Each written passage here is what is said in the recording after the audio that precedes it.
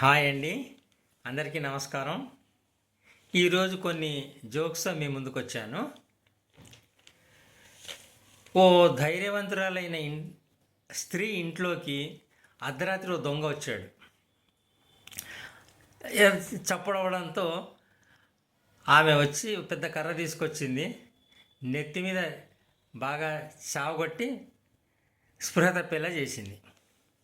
మరునాడు ఉదయం పోలీసు వాళ్ళు ఎంక్వైరీకి వచ్చి ఆ పోలీస్ ఇన్స్పెక్టరు ఆమెని ధైర్యానికి చాలా ప్రశంసించాడు, మెచ్చుకున్నాడు అనమాట.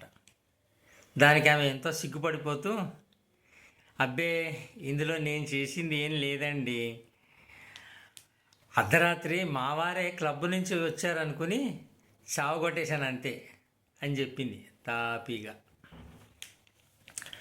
డాక్టరు రాజయ్య పేషెంట్తో ఎక్స్రే చూపిస్తూ చెప్పాడు, రాజయ్య, ఈ ఎక్స్రేలో నీ ఎముక విరిగినట్టుగా అనిపిస్తోంది అని.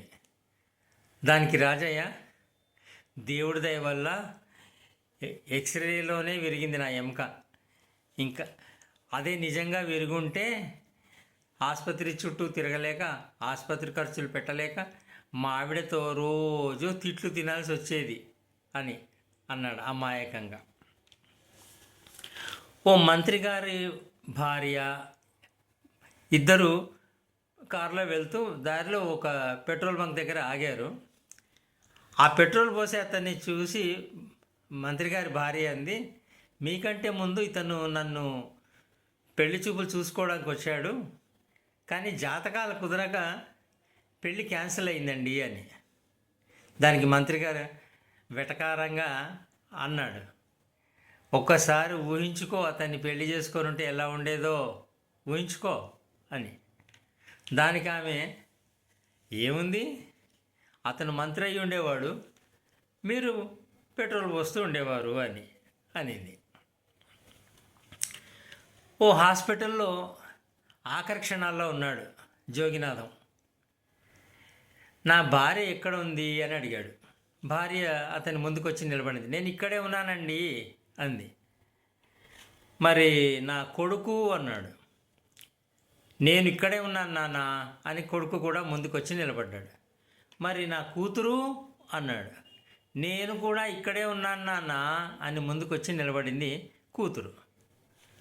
అందరూ ఇక్కడే ఉంటే మరి షాపులో ఎవరున్నారా అని కోపంగా అడిగాడండి ఆఖరి క్షణాల్లో ఉన్న జోగినాథం. ఓ డాక్టర్ దగ్గరికి ఒక కుర్రాడు వచ్చాడు, ఒక యువకుడు, అలర్జీ ఉంది అనే కంప్లైంట్తో. డాక్టర్ అడిగాడు, నువ్వు ఏం సబ్బు వాడతావు అని. డాక్టర్ అజయ్ సబ్బు వాడతాను అన్నాడు. టూత్పేస్టు అన్నాడు. అజయ్ టూత్పేస్ట్ అని చెప్పాడు. మరి షాంపూ ఏం వాడతావు అన్నాడు. అజయ్ షాంపూ అన్నాడు అతను. డాక్టర్ అడిగాడు, ఏంటి అజయ్ ఇంటర్నేషనల్ బ్రాండా అని. కాదు డాక్టర్, అజయ్ నా రూమ్మేటు అని చెప్పాడండి ఆ యువకుడు. ఒక ఇంట్లో భార్యని పొద్దునే నిద్ర లేపింది భార్య. ఏమండి కాఫీ చేసి పెట్టండి అని అడిగింది. అలా నిద్ర లేపినందుకు కోపం విసుగ్గా వచ్చి అతను కోపంగా వెళ్ళాడు. నేను ఇంక నుంచి నేను ఇలా ఏం చేయను ఇంట్లో పని అనుకుంటూ. ఎక్కడికి వెళ్తున్నారు మరి అంది. లాయర్ దగ్గరికి వెళ్తున్నాను, నీకు విడాకులు ఇచ్చేస్తాను అన్నాడు. కాసేపటికి తాపీగా చప్పుడు చేయకుండా కిచెన్లోకి వెళ్ళి కాఫీ చేసి పట్టుకొచ్చాడు, భార్యకి ఇచ్చాడు. భార్య అడిగింది, మరి లాయర్ దగ్గరికి వెళ్తానన్నారుగా అని. వెళ్ళాను, లాయరు ఆ టైంకి ఇంట్లో అంట్లు తోముతున్నాడు అని అలా నిమ్మపాదిగా తలంచుకొని చెప్పాడు మనవాడు. ఒక చావులోనండి ఇద్దరు మాట్లాడుకుంటున్నారు. 65 ఏళ్ల వరకు అతను చాలా ఆరోగ్యంగా ఉండేవాడట అని. మరి ఏమైంది అన్నాడు రెండోవాడు. 66 ఏళ్ళకి సిగరెట్ మానేసేట. మంచిదే. తర్వాత అంటే 67 ఏళ్ళకి మందు కూడా మానేసేట అని చెప్పాడు. ఓ గుడ్. మరి తర్వాత అని అడిగాడు. 68 ఏళ్ళకి నాన్ వెజిటేరియన్ మాంసాహారం తినడం మానేసేట అన్నాడు. మరి మంచిది. తర్వాత ఏమైంది అన్నాడు. 69 ఏళ్ళకి ఫ్రెండ్స్ని కలవటం, బయట అనవసరంగా అటు తిరగటం అన్నీ మానేసేట అని చెప్పాడు. ఓ వెరీ ఇంట్రెస్టింగ్.